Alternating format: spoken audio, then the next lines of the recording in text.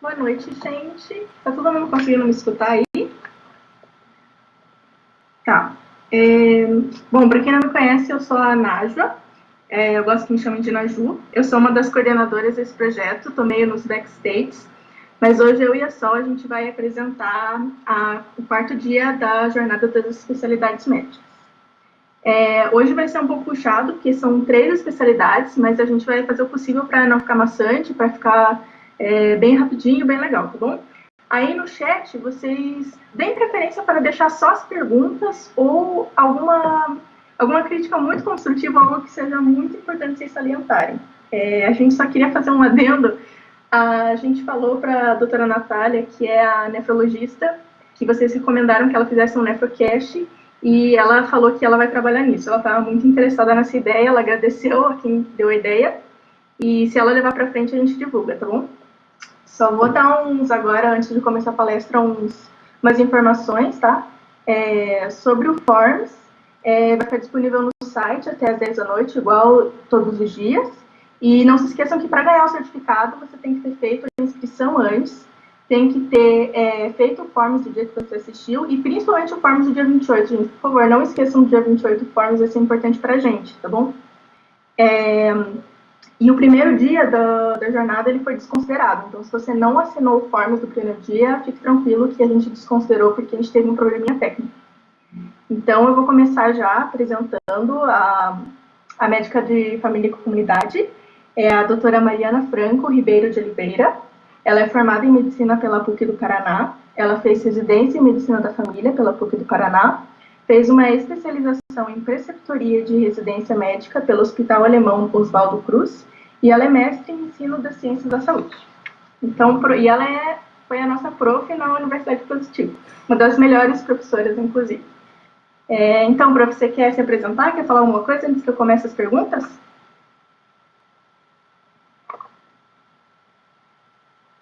Calma aí. Tá mudo, prof. Desculpa, eu tinha deixado mudo. Foi. Deu? Deu, agora deu. Eu quero dar boa noite para todo mundo. Agradecer o convite, eu fico bem feliz que soube que os alunos pediram e falaram no meu nome, fiquei bem feliz com isso, eu tenho muitas saudades de todos vocês. Espero que estejam todos bem em suas casas, eu estou em casa também, estou trabalhando, já vamos falar sobre isso, mas que estejam todos bem e agradecer, estou feliz de estar aqui, bom falar sobre a especialidade, vocês sabem o quanto eu sou apaixonada, então eu espero que consiga dizer e falar sobre todas as dúvidas de vocês. Beleza, então, prof, você falou que você é muito apaixonada na residência de Medicina e Família e Comunidade. E como que você escolheu essa residência? Como que veio para você? Como que você soube que era o que você queria?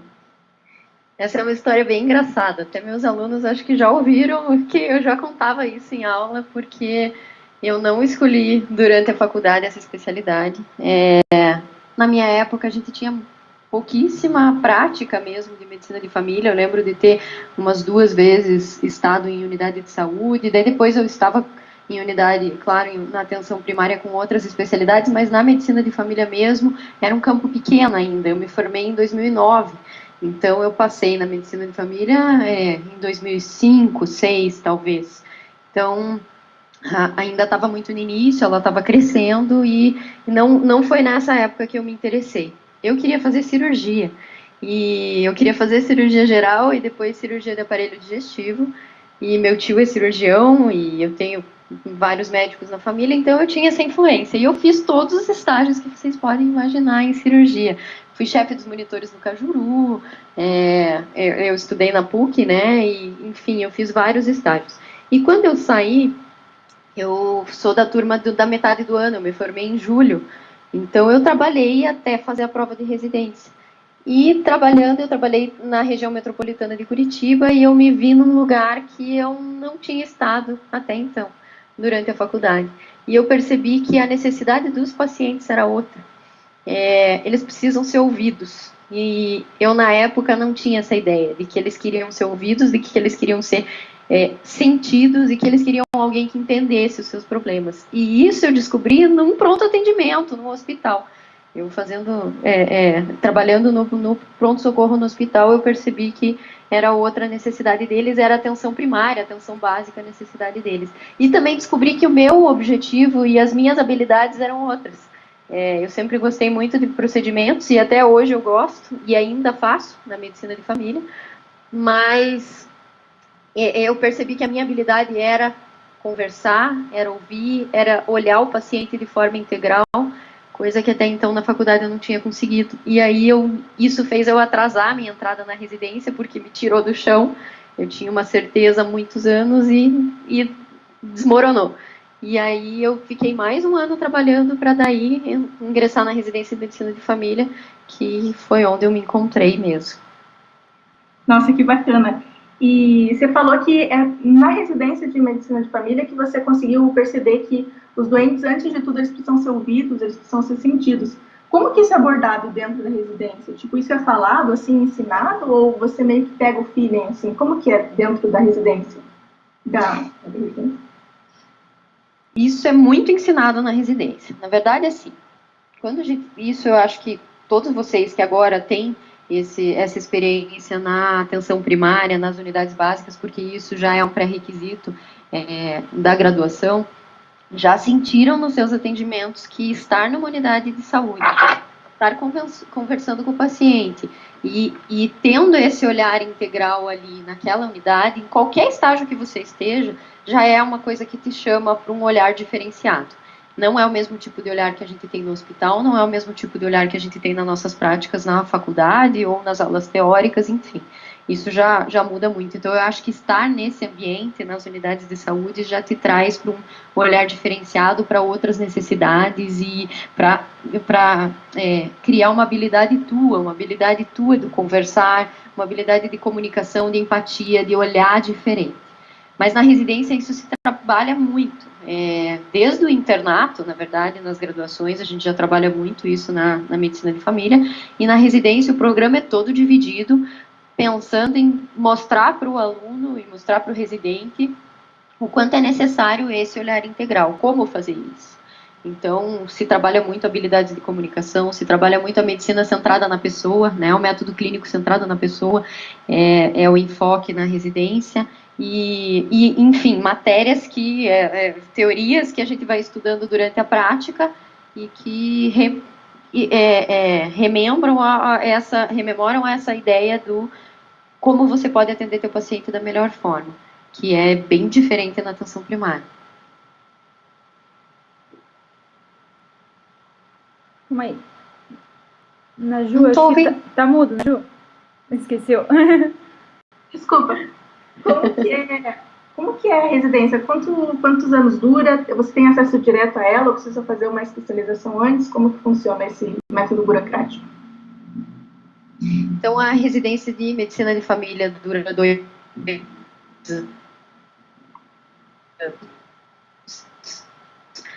Ela tem algumas residências que tem um ano a mais. Dá para você o R3 em alguns locais.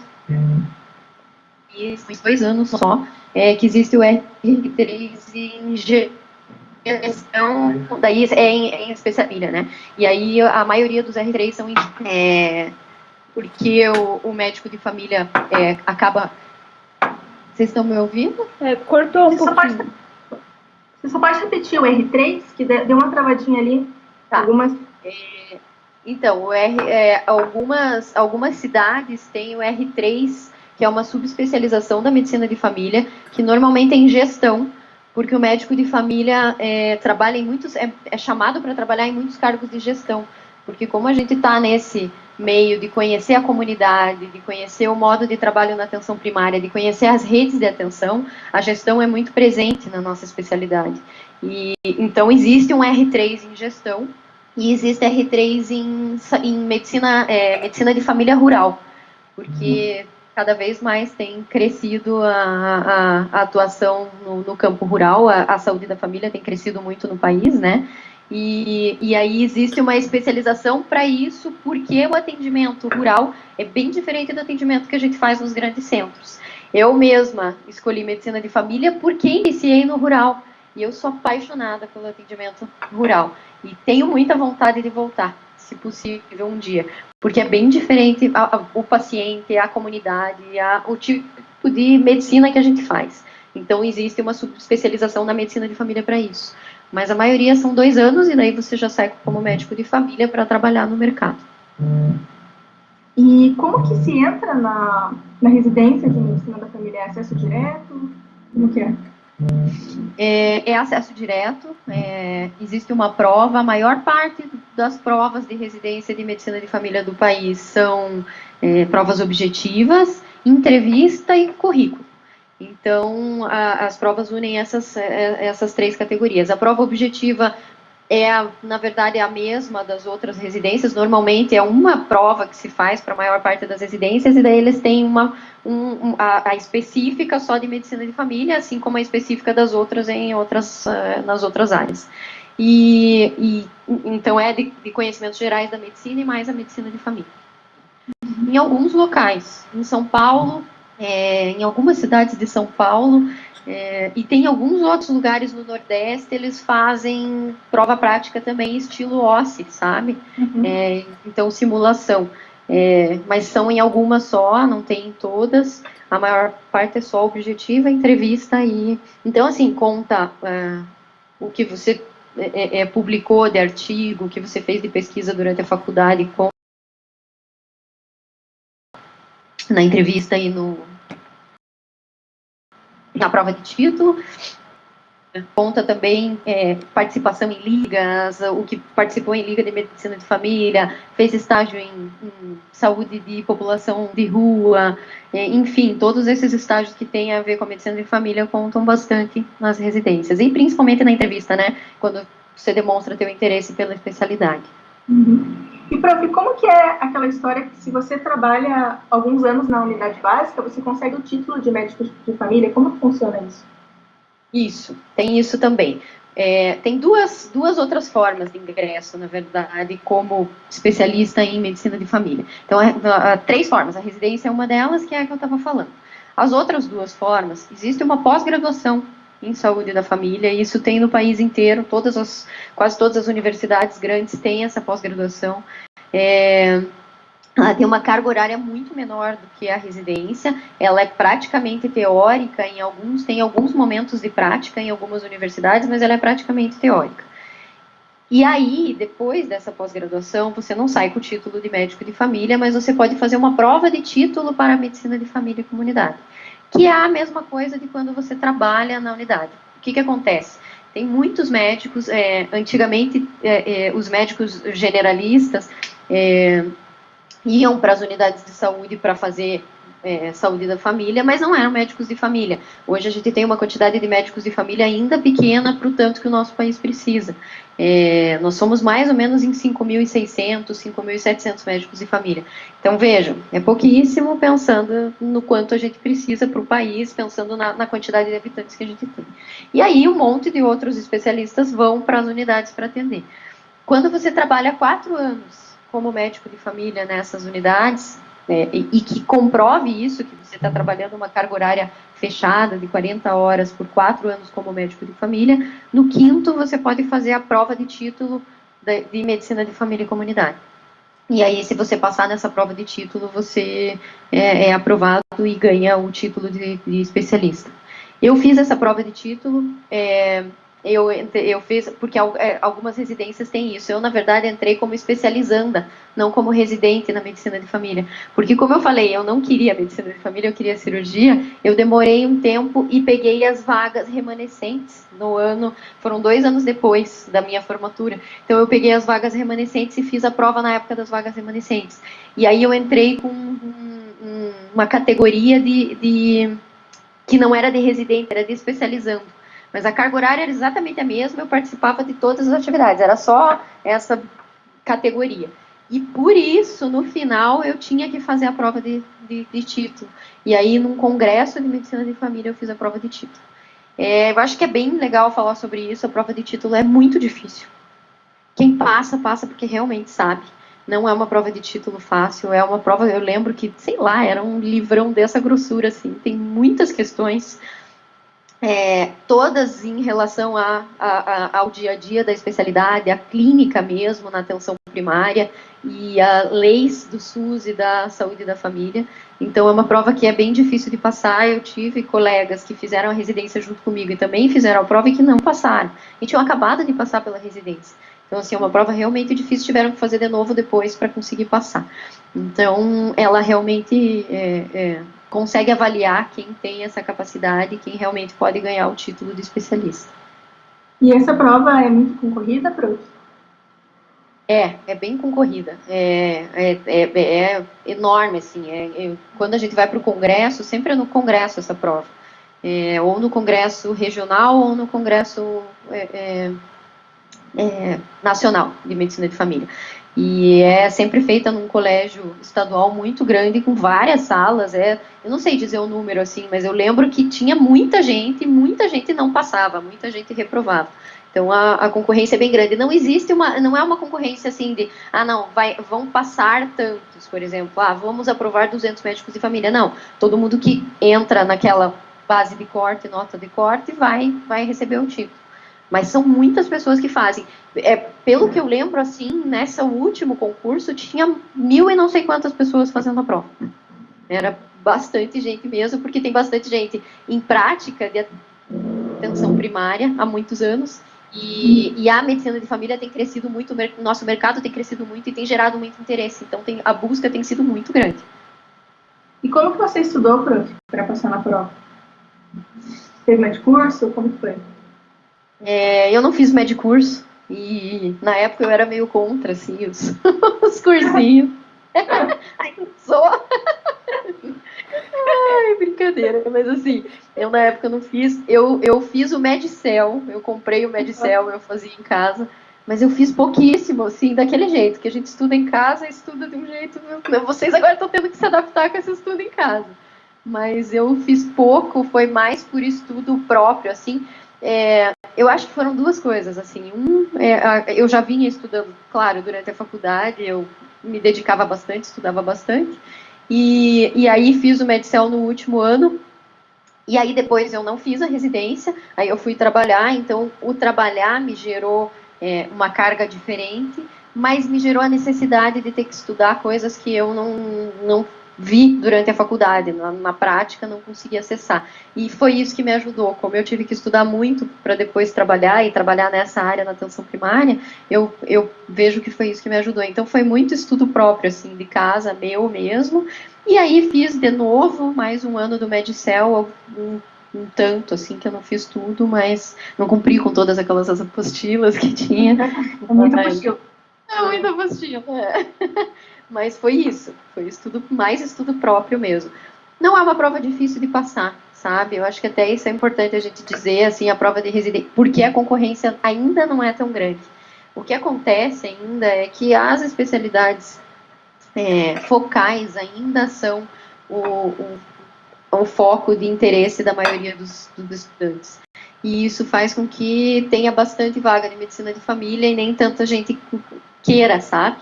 E fora isso, como normalmente a gente faz em vários locais diferentes, passou num lugar, passou em outro, vai saindo e vai liberando vagas, e isso vai gerando vagas remanescentes e vai chamando mais gente. Então, assim, o que eu vejo é que não é difícil entrar na medicina de família. Na minha época não era mais fácil ainda, porque na minha época tinha bem menos interesse, hoje está mais. Hoje, graças a Deus, o interesse está muito maior, porque a visibilidade da especialidade tem aumentado muito, mas ainda é uma especialidade que sobram, assim, uns 30% de vagas no país. E é uma pena, né, porque o país precisa muito, a gente precisa muito de especialistas em medicina de família. Mas ainda é isso.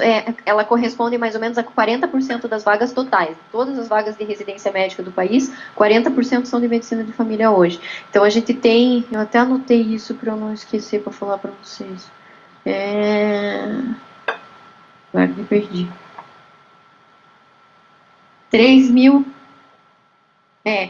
A gente tem hoje, mais ou menos, 3.700 vagas no país para medicina de família. Mas quase 30% disso não tem residente, não. E aí isso é um problema hoje ainda. Mas você acha que daqui a um tempo vão restringir mais? Tipo, vai ser mais. Não vai ser tão. Não vai sobrar vagas, vai ser até mais restrito a entrada. Você acha isso para o futuro? Acho. Essa restrição já tem acontecido até na prova de título. Antes, a prova de título, pelo que a gente vê falarem quem faz essa prova de título, os coordenadores da Sociedade Brasileira de Medicina de Família, como estão vendo que a busca está sendo muito grande pelo título, eles estão dificultando cada vez mais a prova, tentando pensar nesse número de quanto que a gente precisa de especialistas para deixar todos esses se tornarem especialistas.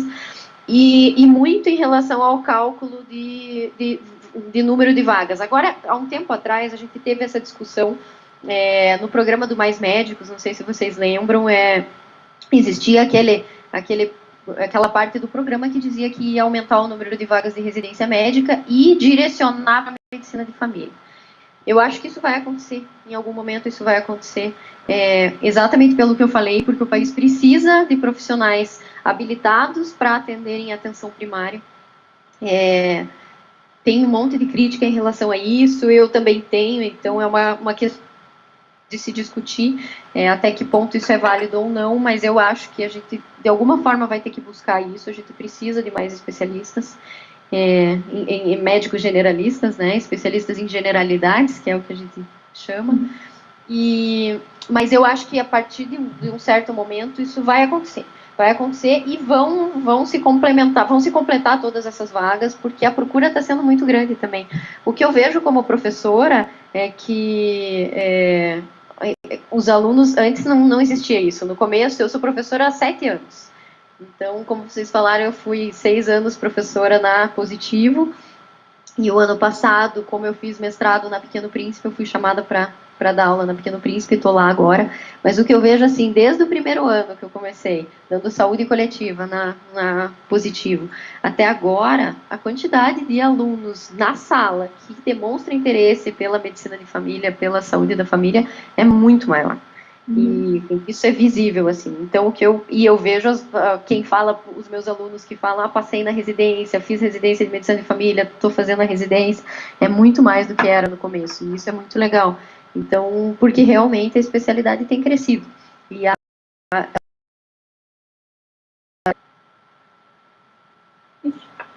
Travou um pouco. Travou um pouco? Voltou? Não, só falando diferença na especialidade, né? Acabou nessa frase.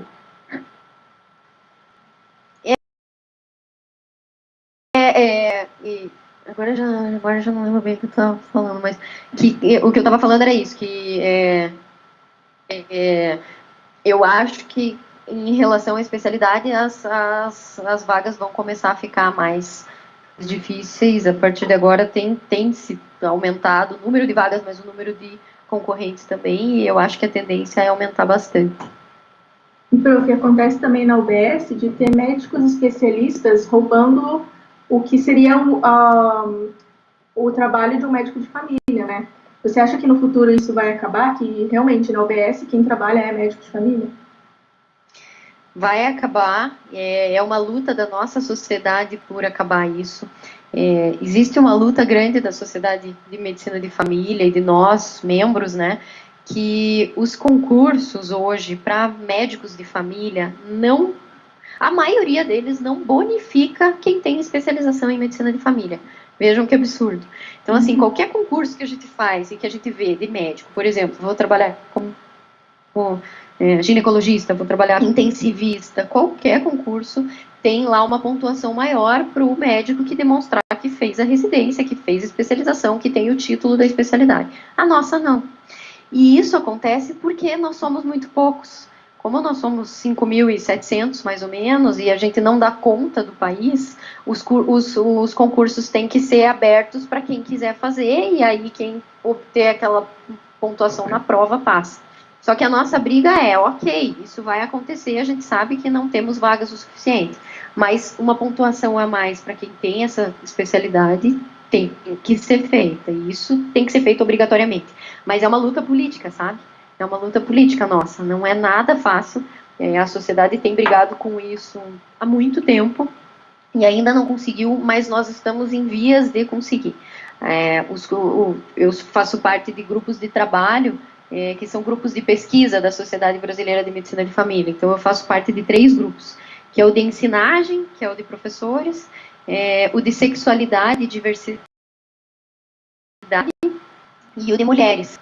E nos grupos a gente trabalha muito com isso, a gente tenta criar publicações que mostrem a importância de estarmos na ponta e dessa bonificação, não sei se dá para dizer isso, mas para quem tem essa...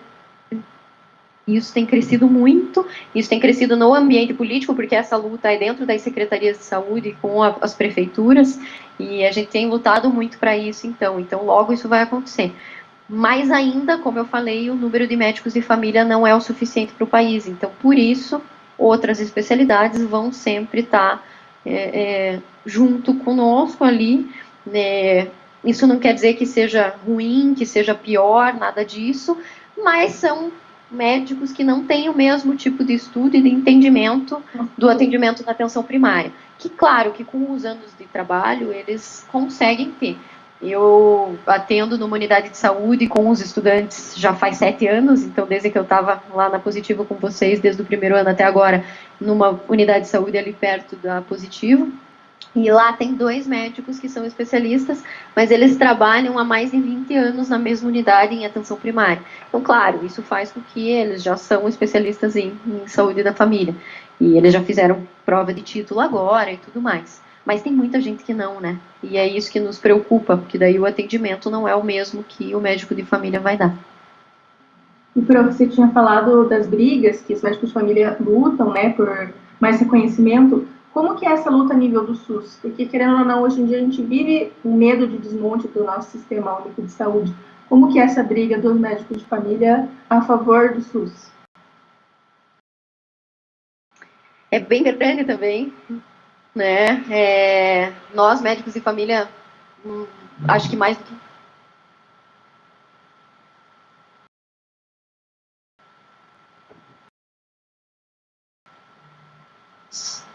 Agora Tão travou. ouvindo? Isso, começa no começo da resposta. Tá. Então, em relação ao SUS, né, que eu estava falando, e a nossa luta pela defesa do SUS. Os médicos de família que estão na ponta, que estão na atenção primária, e os que não estão também, que estão na gestão, que estão na atenção secundária em algumas outras partes. A gente já vai falar sobre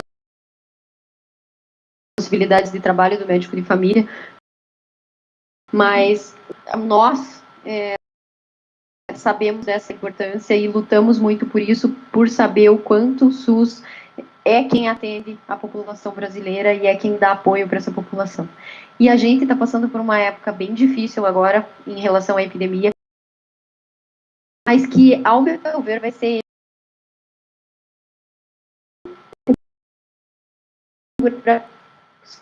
A gente sabe disso. Quem já está segurando as contas é o SUS. Quem vai, se essa epidemia realmente for aumentar a ponto de chegar no que os outros países tiveram, é o SUS que vai segurar, são os hospitais, o financiamento do SUS, o financiamento do governo federal. Não vai ter plano de saúde, não vai ter...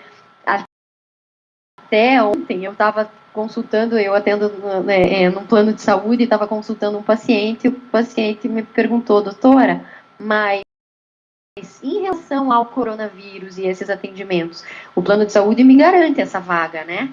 Me garante a vaga no hospital, me garante a vaga na UTI, se for necessário. E não, né? Ele não garante. Os pacientes perguntam muito isso pra gente, de que não, eu tenho plano de saúde, eu vou ter esse atendimento, e não é verdade. A partir do momento que a gente está numa epidemia e que, se for necessário, nós vamos precisar de vagas para sei lá quantas milhões de pessoas, não vai ser plano de saúde que vai definir isso, vai ser a gravidade de cada um. E as vagas vão ser abertas, em qualquer hospital vão ser abertas para o país inteiro. Então, isso vai fazer com que o SUS assuma tudo, e são as verbas do SUS que vão assumir. tratamentos, para tudo isso. Então, a gente está numa época muito boa para mostrar o quanto o SUS é importante e o quanto ele é forte, que é o principal. Então, agora, eu acho que essas demandas aí de diminuir atendimento no SUS, diminuir a atenção primária, vão diminuir muito, vão cair muito, porque está todo mundo vendo isso, a população está vendo isso. E principalmente na atenção primária, é a atenção primária a base do atendimento e vai ser, se essa epidemia realmente aumentar, vai ser ela que vai receber todos esses pacientes, porque o hospital não tem essa capacidade de triar. Então vamos ser nós lá na ponta que vamos triar. Então isso vai fazer com que abram muitos olhos para o SUS e para a atenção primária, e isso é bem bom, eu acho que vai fortalecer muito, que agora quem vier com esse discurso de que a gente pode diminuir o SUS, ou a gente pode fazer o SUS só para os pobres, como foi discurso agora recentemente. O SUS, por exemplo. Exatamente, ou que vai acabar com o SUS, isso não vai acontecer, eles nem vão conseguir, eu acho que nem a população vai deixar mais, percebendo toda essa força que a gente tem.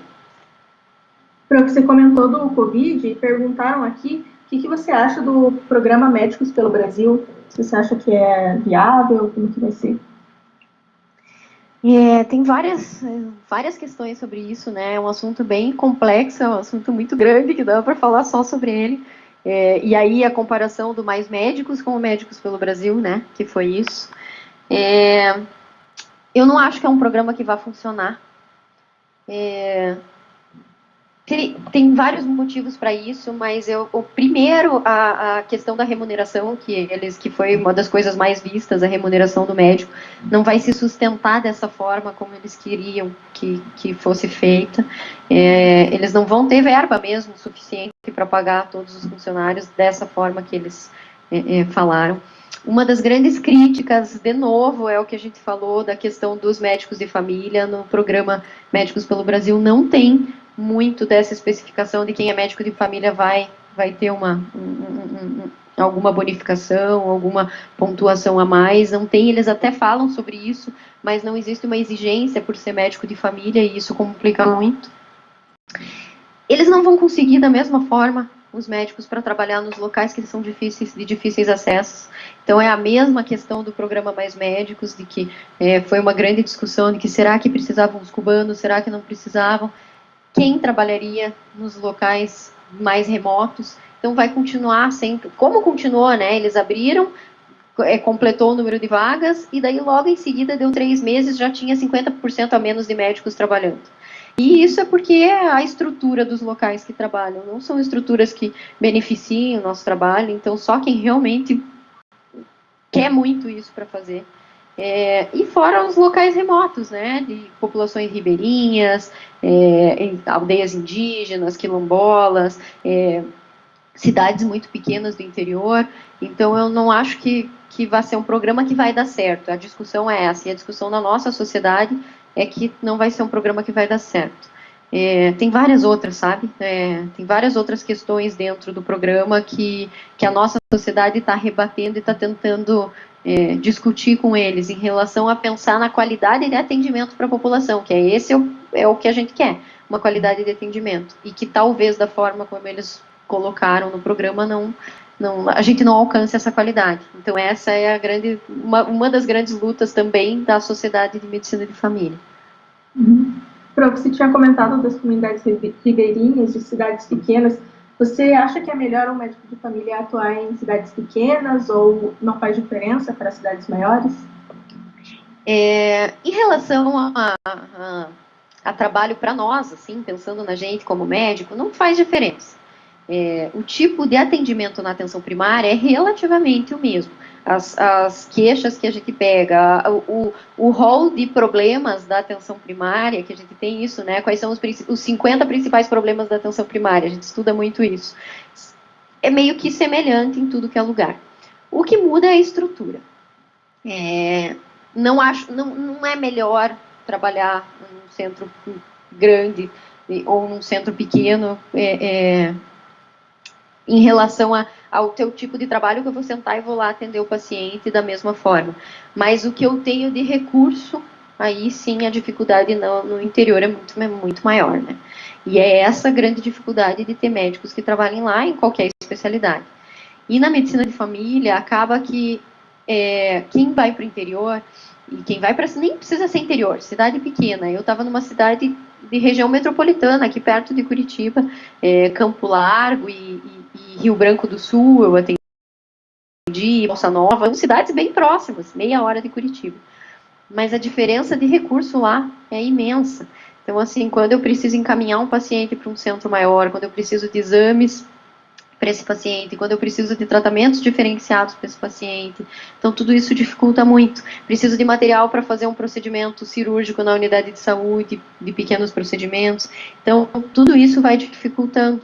E daí eu acho que isso faz com que dificulte um pouco ir para essas regiões menores. Mas tem uma questão também. Quem é médico de família raiz gosta muito desse tipo de atendimento e dessas dificuldades também. Eu sinto uma saudade imensa de atender na área rural, em cidades menores, e de atender 40 horas no SUS, que hoje eu não tô, né? Eu atendo uma carga horária bem menor que os estudantes. Eu sinto uma saudade imensa, porque gosto muito disso. Porque gosto de ser resolutiva, porque gosto de mostrar, de ter na minha comunidade uma resolutividade boa, mostrando que eu consigo resolver mais de 80% dos problemas da população, que eu consigo reduzir o número de internamentos, que eu consigo fazer os tratamentos necessários, que eu consigo fazer procedimento cirúrgico na unidade e resolver os pequenos procedimentos sem encaminhar, que eu consigo ter uma estrutura muito boa de equipe, e isso é muito importante na atenção primária. Nós, médicos de família, que somos ali um dos organizadores da equipe de saúde da família, temos essa questão da gestão do relacionamento com a equipe. E eu gosto demais disso, de mostrar para a equipe que eu resolvo, que eu consigo ajudar, que a gente está junto, que a enfermeira vem comigo e a gente vai atender junto, que as agentes comunitárias de saúde, a gente vai sair para a rua e vai resolver um monte de problema. Então, e isso acontece mais fácil, normalmente, nas cidades menores. Porque a gente precisa mais um do outro, tem menos recursos e precisa mais ali, conhece mais comunidade, conhece mais a população. Então, tem essas diferenças, sabe? Então, acho que tem coisas boas e coisas ruins dos dois lados, mas não vejo o melhor ou o pior. Acho que é muito questão de escolha própria e de qualidade de vida, né? Com certeza. E é mais recomendável você fazer a residência de medicina da família no lugar que você vai trabalhar ou ir para algum polo de medicina da família? E já juntando, estão perguntando quais são os grandes centros, os principais polos de residência de medicina de família aqui no Brasil. Tá, então deixa eu começar pelos principais polos primeiro. As residências tem em todo o país, a residência de medicina de família tem em qualquer lugar, qualquer cidade, qualquer estado, né? Cidade não, mas qualquer cidade, qualquer estado tem, as universidades maiores têm. As que são as melhores. Uma das primeiras é Florianópolis. Florianópolis tem uma das melhores atenções primárias do Brasil e uma das melhores residências do Brasil. Eles têm uma organização de residência e de atenção primária de saúde da família que é excelente. Trabalhar lá é muito bom, pelo que eu nunca trabalhei, tenho vontade, mas pelo que a gente sabe e pelo que vê de outros colegas, ele é muito estruturado. E em relação a essa estrutura que eu falei, do que a gente tem de recurso na unidade de saúde, lá eles têm muito recurso. A equipe, a questão de atendimento multiprofissional, eles têm muito isso. E o residente se beneficia muito dessa estrutura de saúde da família muito estruturada mesmo. Então, o residente participa muito ativamente disso. Principalmente, que é uma das coisas que também diferencia, com preceptores o tempo todo, integrais ali com o residente. Então, essa estrutura é muito boa. Daí, Rio de Janeiro, não sei se dá para diferenciar uma ou outra, Rio de Janeiro é uma das melhores também. O Rio de Janeiro passou por uma época muito boa de saúde da família e que se criaram as clínicas da família e estruturou um tipo de atendimento muito bom. Agora é uma época bem mais difícil, porque vocês têm visto isso, a questão política toda influenciando e a saúde da família perdeu um pouco o incentivo, mas ainda é uma residência muito estruturada com muitas vagas e que tem uma amplitude de conhecimentos muito grande. porque lá é uma cidade completamente diferente. Então, imaginem a gente atender numa das comunidades, lá na comunidade da Rocinha, o quanto deve ser diferente do que o meu atendimento aqui numa unidade de saúde de Curitiba. Então, esse crescimento que traz é muito grande no Rio. Daí, São Paulo, a USP é uma das principais, é uma residência, é uma das melhores também de medicina de família. Minas Gerais, principalmente Viçosa, é uma das residências muito boas de medicina de família, que tem vários desmembramentos do programa, com vários tópicos diferentes de estudo mesmo para os residentes. Rio Grande do Sul, principalmente Porto Alegre, também é uma residência muito forte. Então, acho que são mais essas, Florianópolis, Rio de Janeiro, Rio Grande do Sul, Minas Gerais? Minas Gerais e São Paulo, isso, são as principais. Curitiba é uma residência muito boa, não falei dela porque ela não está lá no top, já esteve na época que eu fiz a residência de medicina de família, que na época só tinha da PUC, quer dizer, só tinha da PUC não, tinha da PUC e da Federal. Era a terceira melhor residência do país, então era uma residência muito estruturada. Depois mudou o governo, mudou a política das residências e aí a estrutura mudou um pouco. Hoje a gente tem a residência integrada em Curitiba. Então, todas as residências, a gente entra por qualquer uma das faculdades e também pela Secretaria de Saúde. A Secretaria de Saúde tem 35 vagas aqui. E fora isso, daí cada uma das faculdades tem 2, 3, 5, 10 vagas cada uma delas. Então, dá para entrar por qualquer um desses meios. Mas a residência é integrada. Todo mundo está na unidade de saúde e todo mundo faz aula junto. As aulas teóricas da residência são juntas. Então, acaba que vira uma residência só. É uma residência que tem uma qualidade muito boa. A grande questão é uma certa briga em relação à preceptoria. O preceptor não está tempo integral com o residente, o preceptor atende junto com o residente, e isso faz com que o residente fique um pouquinho solto em alguns momentos na residência. Então, a gente sabe que isso gera um certo desconforto para quem faz, mas, assim, é uma residência muito boa. Eu tenho muitos amigos que fizeram a residência aqui, que adoram e adoravam e saíram e são muito bons médicos, então também é uma residência que dá para confiar tranquilamente. Então, dá para a gente incluir Curitiba nessas residências boas aí do país. Eu esqueci a primeira pergunta. Se é melhor você fazer a residência no mesmo lugar que você vai trabalhar? Ou é melhor você... Então, não necessariamente. É melhor por um lado. Tem várias residências no país que, se você faz a residência ali, a hora que você sai da residência, você já tem tua vaga garantida na prefeitura, como médico da prefeitura. E aí isso é uma coisa que favorece muito, né? Porque você já sai com o teu emprego ali, de médico de família, ali na prefeitura, na saúde da família daquela cidade. Isso, então, tem algumas cidades que acontece isso. Ou você, na hora de fazer o concurso, tem uma pontuação bem maior, porque fez residência no lugar, já conhece, então tem essa bonificação aí. Mas, no geral, assim, em relação a atendimento, não. Ou conhecimento, sei lá, daí não. Porque para entrar nas unidades de saúde, para entrar nas prefeituras, tem que fazer concurso. Então, de qualquer forma, você vai ter que estudar para o concurso, e o que você aprendeu na residência é o que mais cai no concurso, e aí você vai conseguir entrar por conta disso, sabe? Entendi. Prof, estão perguntando aqui se o médico de família ele tem área de atuação além do SUS. E eles também perguntaram quais são os procedimentos principais que o médico de família pode fazer. Então, tem bastante. O campo do médico de família é muito grande. O SUS é a base, porque quando a gente faz medicina de família, a gente pensa em atender numa unidade de saúde, mas nem todo mundo, na verdade. Eu, por exemplo, eu ia falar sobre isso no começo e acabei não falando, mas agora é uma hora boa. Eu atendo uma carga horária bem menor hoje no SUS. Não é muito por escolha, mas talvez seja. Mas, assim, eu atendo em 2 planos de saúde e no SUS porque eu estou dando aula pelas faculdades Pequeno Príncipe agora, e aí eu atendo em 2 disciplinas com os alunos no SUS. E eu estou nos planos de saúde. O que tem acontecido a partir de talvez uns 2 ou 3 anos para cá, que mais tem crescido, é que os planos de saúde estão percebendo a importância de ter um médico generalista no rol de médicos do plano. o que acontece? Cada vez mais os planos têm gastos, cada vez mais eles estão falindo.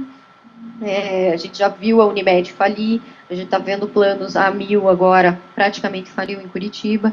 E isso acontece porque o paciente que circula em muitos médicos, faz muitos exames, faz muitos tratamentos. Isso não quer dizer que ele esteja bem cuidado, porque a segregação que essa nossa medicina do Brasil faz do paciente faz com que o paciente não seja cuidado por inteiro.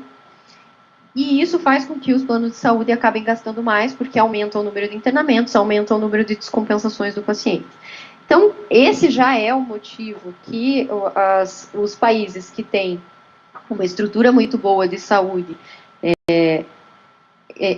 escolheram a medicina de família, escolheram a saúde da família como base. Eles escolheram porque eles sabem que, principalmente, isso reduz gasto e que, principalmente, isso gera um cuidado melhor para cada paciente.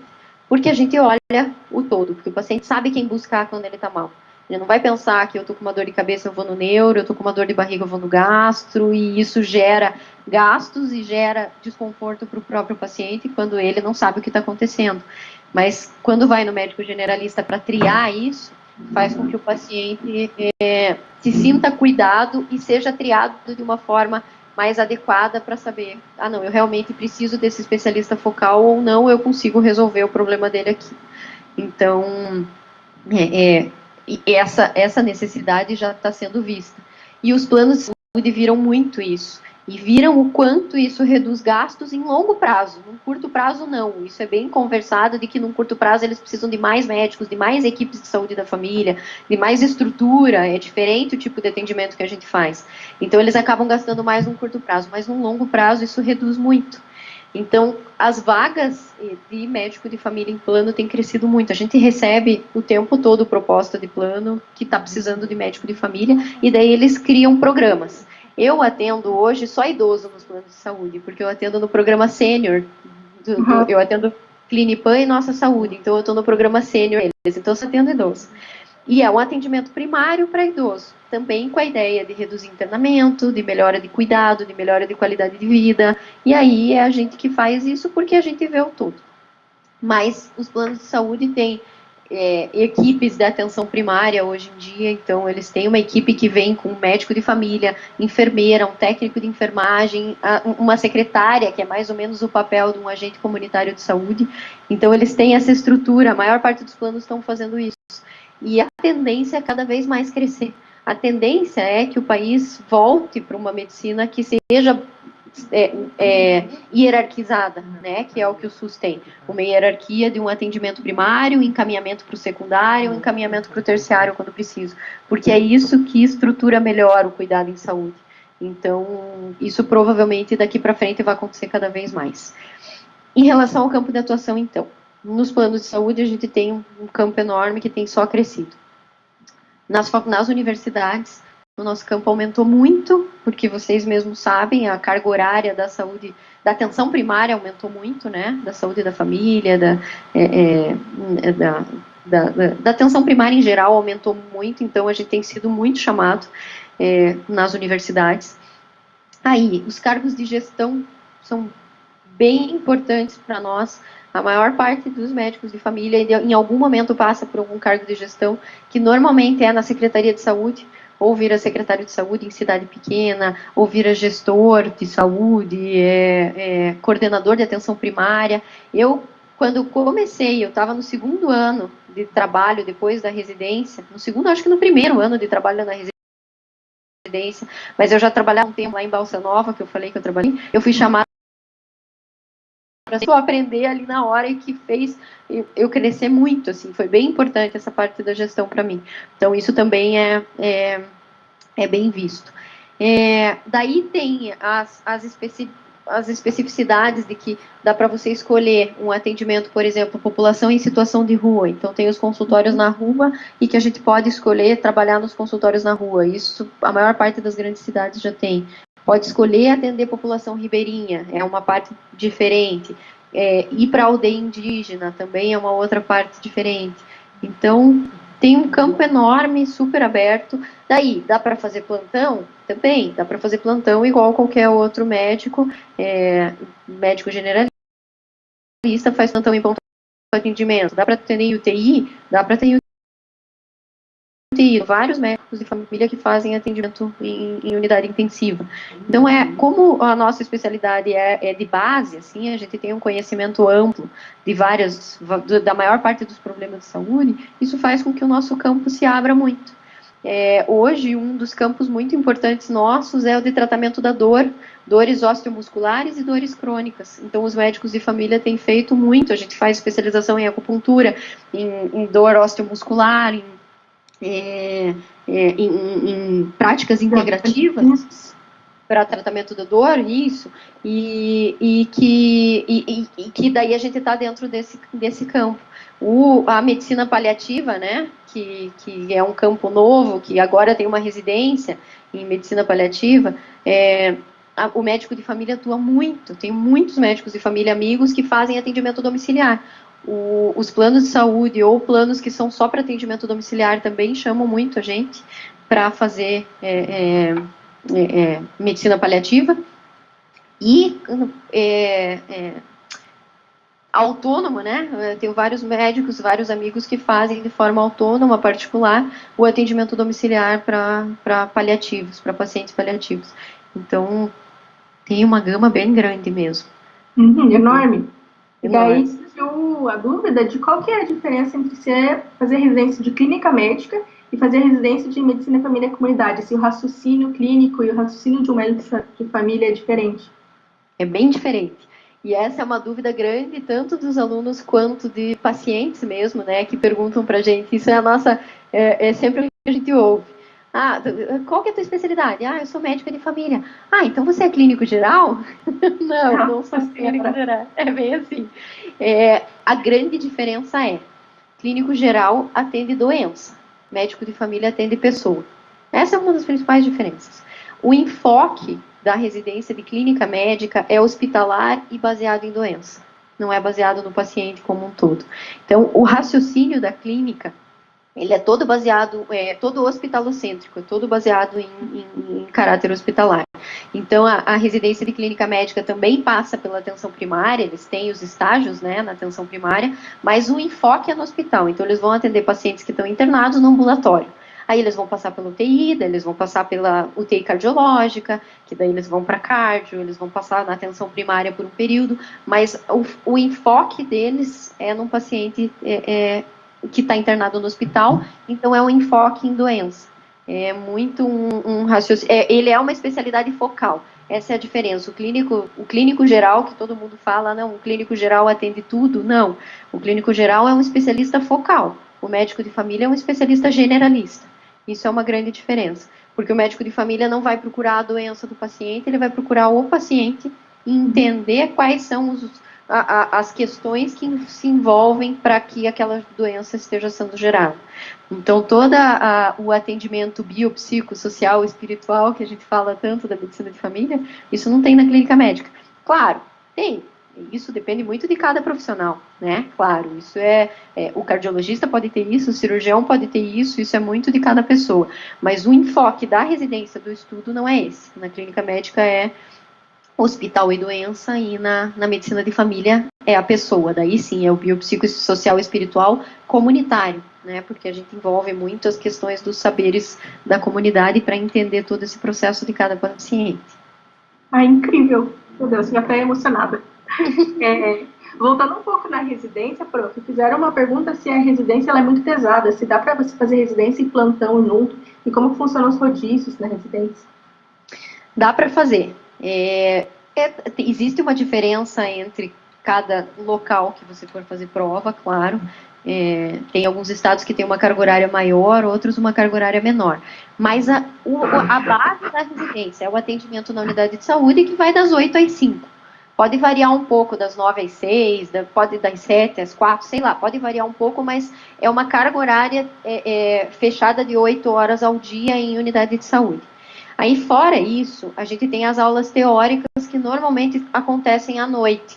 Então, a minha residência era assim, eu fazia a unidade de saúde todos os dias e 3 noites, então era terça, quarta e quinta, eu ficava 2 horas, eu ia para a universidade para ter aula teórica. Então era assim.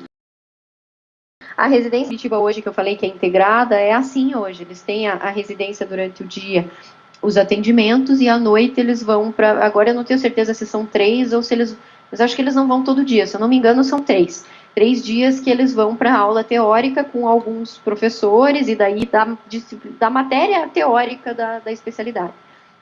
Que daí eles estudam medicina centrada na pessoa, comunicação, aquelas questões que eu estava falando, e clínica em geral. Eu fazia plantão na UPA na época. Foram 2 coisas, na verdade. Uma, no primeiro ano da residência eu estava grávida. Eu entrei na residência grávida do Gabriel. E fiz a residência o primeiro ano grávida, então eu daí tive uma pausa da licença maternidade, e depois eu voltei no segundo ano e fiz toda a carga horária de novo. Então, já dá pra ver que se eu fiz grávida é porque já dava pra fazer. Não era tão pesado. E a outra coisa é que depois eu fiz plantão na UPA. Então, eu fazia algumas noites. Às vezes, na noite que eu não tinha aula, eu ia pra UPA e eu fazia final de semana. Então é possível estruturar de uma forma que faça plantão junto, sabe? Claro, quanto mais trabalho você tiver, mais difícil vai ser, menos você vai estudar, tem várias questões que tem que ser colocadas aí em pauta para discutir isso, mas é possível, não é uma residência tão de 60, 70, 80 horas, assim, não é. E depois da residência, como que é o estilo de vida? Dá para ter uma vida mais tranquila? Dá para ter equilíbrio? Dá para ter. O mais tranquila depende de cada pessoa, né? Porque a gente escolhe, né, quanto que a gente quer trabalhar. Às vezes eu tenho amigas que falam pra mim: nossa, Mari, da onde que você tira tempo para fazer tanta coisa? Porque dá aula, porque atender, tem várias questões aí. Mas, no geral, assim, se você atende numa unidade de saúde, você vai fazer 40 horas na unidade de saúde, então num horário normal que todo mundo trabalha, das 8 às 5, e é isso, e fechou. Aí depende do que você for fazer a mais. Eu trabalho em 3 locais, né? Então, na verdade, eu tô hoje em 4, eu estava em 5 lugares diferentes de trabalho. Até o começo do ano aí. Agora eu tô em 4 porque eu estava em 2 unidades de saúde e agora eu voltei para mim. Mas, então depende do que eu faço. Eu atendo num plano, atendo no outro e atendo na unidade de saúde e na faculdade. Então a minha carga horária é grande. Daí tem toda a carga horária de preparar a aula, né? À noite, enfim. Então a vida é corrida. Mas isso depende do teu interesse, depende de quantas coisas você quer fazer. Tem muita gente, conheço bastante médico de família que faz assim, das 7 às 4, atende na unidade de saúde todos os dias, e daí às 4 e pouquinho, 5, inicia num plano de saúde. E daí faz das 5 até sei lá que horas no plano de saúde. Então isso é possível da gente construir, porque a gente tem um campo grande, tem essa carga horária que dá para ser construída, então tem como a gente fazer isso. E aí, mas tem como fazer menos e ter uma vida mais tranquila também. Já aproveitando então que a gente está caminhando para o fim da entrevista, falar que dá para ter uma vida de boa qualidade, e isso é tão verdade que você tem um Instagram incrível, né? Até os coordenadores vão passar no chat depois no Instagram da professora, mas você quer falar um pouquinho do que você faz no Instagram, nas redes sociais? Como você tem medicina da família com as redes sociais? E isso, na verdade, dava para ter falado no campo de atuação, né? Que as redes sociais também viraram, né, dentro. Até esqueci disso. Mas para quem quiser conhecer, eu tenho um Instagram, que é doutora Mariana Caixinhos. E é Caixinhos porque eu sempre fui Caixinhos desde o início do trabalho, assim, na faculdade já era, mas depois do início de trabalho, e isso é uma coisa bem engraçada, porque os próprios pacientes meus chegam e as minhas enfermeiras, as secretárias falam para mim: doutora, quando o paciente vem aqui falar e diz que quer a doutora Mariana, a gente pergunta: qual doutora Mariana? Eles dizem: a Caixinhos. Então isso já é unânime, tanto de profissionais e trabalhadores me chamarem assim, quanto os pacientes. Mas enfim, então o Instagram é doutora Mariana Caixinhos, é DRA.Mariana Caixinhos, né? E o que eu faço é falar sobre humanização no Instagram, principalmente. A ideia surgiu porque Minha irmã e meu cunhado trabalham com isso também. Minha irmã é professora de dança, a gente faz dança, e eles têm esse olhar ampliado e integral do ser humano, assim, porque trabalham com artes. E eles se encantam muito com o que eu conto para eles dos meus atendimentos e das minhas aulas e do que eu o tempo todo falo sobre a medicina, sobre um olhar diferenciado para o paciente, sobre humanização, sobre estar ali, não como o médico num patamar diferenciado, mas no mesmo nível do paciente para cuidar realmente, para acolher. E eles sempre falaram para mim, Mari, você tem que trazer isso para as mídias, você tem que trazer isso para o Instagram, para o YouTube, sei lá, você tem que falar sobre isso, porque as pessoas precisam ouvir sobre esse tipo de atendimento. E aí, por isso que eu decidi fazer, então o foco basicamente é a humanização, mas eu falo bastante sobre o SUS no começo lá, tem vários vídeos no início do meu Instagram que eu falo sobre o SUS, que eu explico o que o médico de família faz, o que o SUS quais são os problemas do SUS, quais são as coisas boas. Eu filmava aulas, filmo os alunos lá atuando, então tem várias coisas que aparecem ali no Instagram. Uma das coisas que o médico de família faz muito é isso, né? O médico de família, como tem esse olhar que é muito mais ampliado para o ser humano, tem um olhar artístico diferenciado. E muitos médicos de família que eu conheço escrevem, criam textos, criam poesias, escrevem músicas, tiram fotos com um olhar diferenciado para tentar fazer com que esse sentimento, isso que a gente sente no dia a dia do atendimento do consultório, de alguma forma atinja outras pessoas, seja transmitido para outras pessoas. E também por ser uma válvula de escape nossa. Então, além do meu Instagram, eu queria dizer para quem tem muito interesse que procure o blog Causos da Medicina de Família e Comunidade. Esse blog eu uso muito nas minhas aulas, as minhas alunas sabem que eu usava causos sempre desse blog. E eu escrevi causos lá no blog também, dá para me procurar, que eu tenho lá. E são de médicos de família que, por isso, para tentar de alguma forma trabalhar esse sentimento do dia a dia nosso, dos pacientes, escrevem textos e colocam lá no blog. Então vale muito a pena ler, porque são textos que mexem com a gente de um jeito bem importante.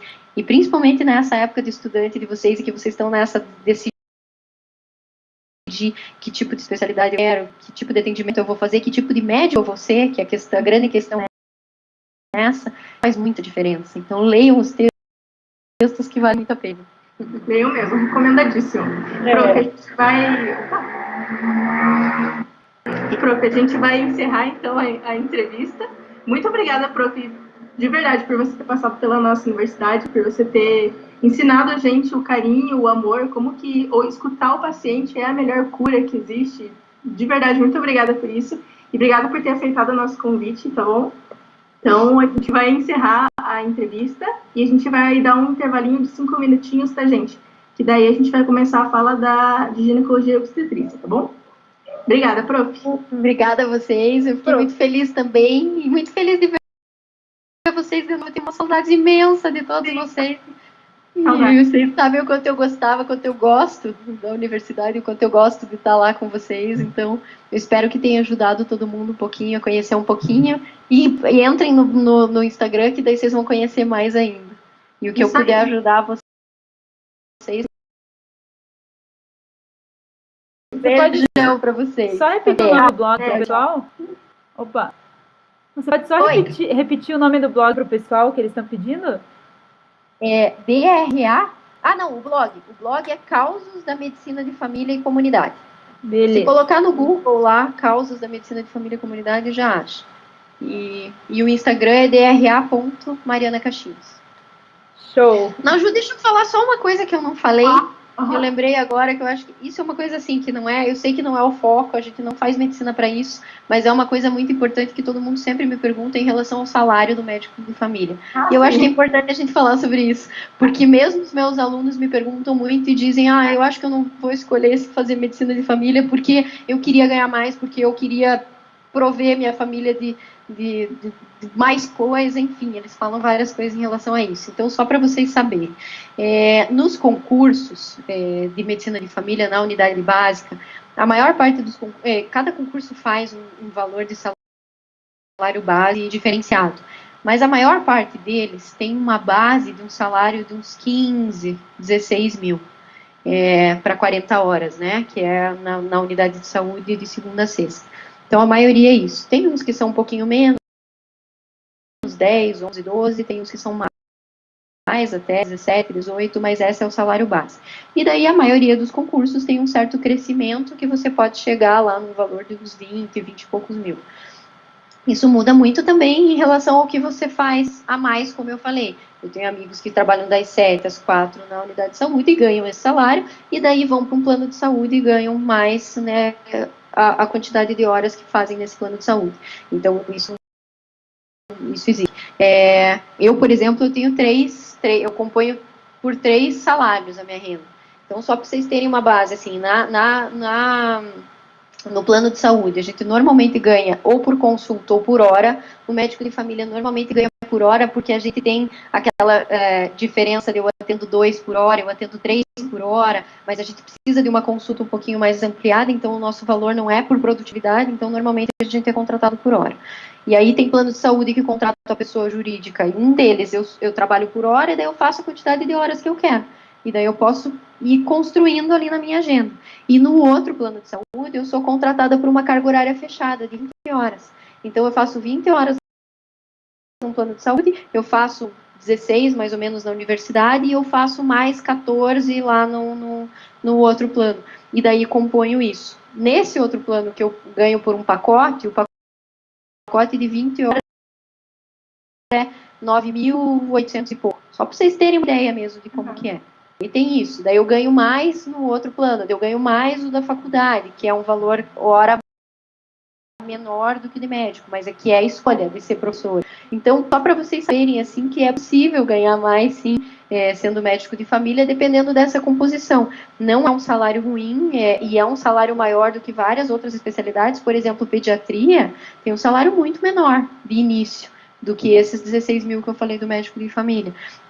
Se você entrar como clínico, unidade de saúde que não tem saúde da família, dependendo do que você faz. Tá bom? Beleza, fechou então. Obrigadão, prof, de verdade. Nada, gente. Um beijão pra vocês. Beijo, gente.